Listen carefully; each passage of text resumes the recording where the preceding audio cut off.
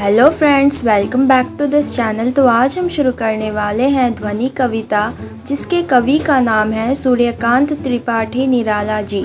तो चलिए कविता का एक्सप्लेनेशन शुरू करते हैं। अभी न होगा मेरा अंत, अभी अभी ही तो आया है मेरे मन में मृदुल वसंत, अभी न होगा मेरा अंत। तो इन लाइंस में जो कवि हैं सूर्यकांत त्रिपाठी निराला जी, वो कह रहे हैं कि उनका अंत अभी नहीं होगा। उनके जीवन में वसंत रूपी सुंदरता तो अभी अभी आई है। तो इन लाइंस में कवि कहना चाहते हैं कि उनका मन जोश और उत्साह से भरा हुआ है।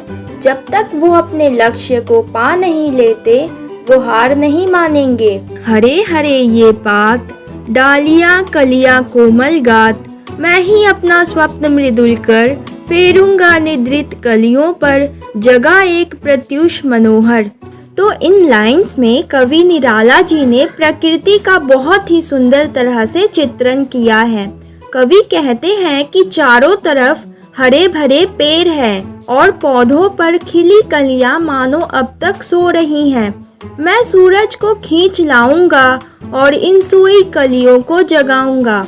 तो इन लाइंस में कवि ने हारे हुए और निराश लोगों को सोई हुई कलियां कहा है। जिस प्रकार सूरज के आ जाने से सभी पेड़ पौधों और कलियों में जान आ जाती है, ठीक उसी प्रकार निराला जी अपने प्रेरणा रूपी सूर्य से निराश लोगों के मन में उत्साह और उल्लास भरना चाहते हैं। इस तरह ध्वनि कविता में कवि सूर्यकांत त्रिपाठी निराला जी जीवन से हार चुके लोगों को नया जीवन देना चाहते हैं।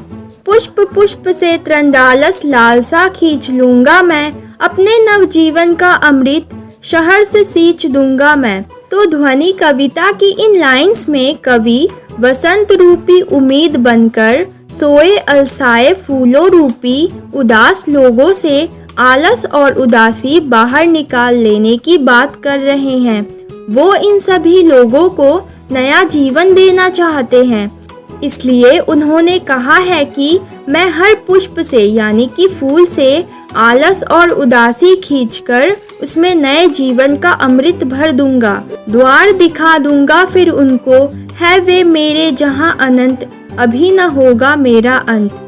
तो इन लाइंस में कवि निराला जी कहते हैं कि मैं सोए हुए फूलों यानी कि निराश लोगों को जीवन जीने की कला सिखा दूंगा, फिर वो कभी उदास नहीं होंगे और अपना जीवन खुशी से बिताएंगे। कवि का मानना है कि अगर युवा पीढ़ी यानी कि यंग जनरेशन परिश्रम करेगी, मेहनत करेगी, तो उसे अपना मनचाहा लक्ष्य मिलेगा, उसे अपना मनचाहा गोल मिलेगा और इस आनंद का कभी अंत नहीं होगा।